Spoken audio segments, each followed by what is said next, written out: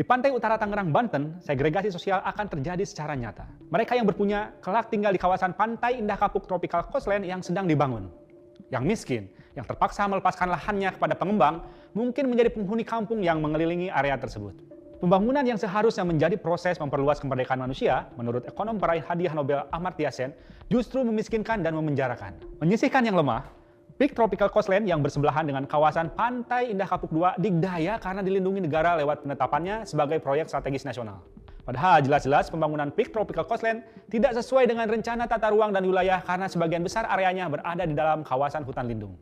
Dipaksakan menjadi PSN, Peak Tropical Coastline ditengarai merupakan imbal jasa pemerintah kepada Agung Sedayo Group, pengembang proyek itu. Pemberian status PSN kuat diduga merupakan kompensasi atas permintaan Joko Widodo kepada Agung Sedayu yang membiayai sebagian pembangunan ibu kota Nusantara, proyek ambisius yang membutuhkan banjir investasi. Peak Tropical Coastline juga menjadi bagian dari proyek besar pengadaan 3 juta rumah, pekerjaan raksasa yang dicanangkan Presiden Prabowo Subianto. Berpartisipasi lewat program tanggung jawab sosial perusahaan atau CSR, manajemen Peak akan menggelontorkan 60 miliar rupiah untuk pembangunan ratusan rumah sederhana. Tak ada makan siang gratis. Sebagai imbalan, pengembang akan dilibatkan dalam pembangunan tanggul laut raksasa. Pekerjaan bernilai 700 triliun rupiah yang dipercaya akan melindungi Jakarta dari abrasi air laut. Sepintas mulia karena dapat memprioritaskan pembangunan infrastruktur untuk memajukan ekonomi.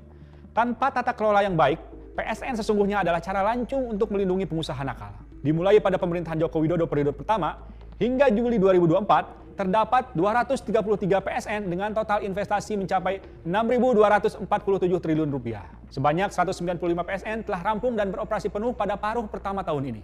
Peak Tropical Coastline adalah satu dari 14 PSN baru yang sepenuhnya digarap swasta. Pangkal soalnya adalah, dalam melindungi PSN, instansi pemerintah dan aparat diberi wewenang berlebih, bahkan dengan melanggar tata kelola pemerintahan yang baik. Pemerintah, misalnya, bisa mencabut atau mengganti peraturan yang menghambat pelaksanaan PSN. Dalam hal perizinan, pengadaan lahan, hingga pembiayaan, pemerintah pun memberikan karpet merah. Sejumlah PSN juga tak memiliki standar operasi yang jelas dalam pengendalian dampak sosial dan lingkungan. Jika proyek memerlukan pengamanan, berkat berbagai payung hukum, aparat keamanan bisa dengan gampang dikerahkan. Bahkan, jika masyarakat melaporkan sesuatu yang berkaitan dengan PSN kepada penegak hukum, kejaksaan dan kepolisian tak akan menyelidikinya, tapi hanya menyampaikan laporan tersebut kepada pejabat terkait. Di beberapa tempat, PSN menyebabkan pelanggaran hak asasi manusia, rampasnya hak sipil dan politik, hak ekonomi, sosial dan budaya, serta hak kolektif masyarakat. Sepanjang 2020-2023, Komisi Nasional Hak Asasi Manusia menerima 114 aduan mengenai PSN. Umumnya masyarakat melaporkan kekerasan, seperti penangkapan, intimidasi, dan represi oleh aparat keamanan.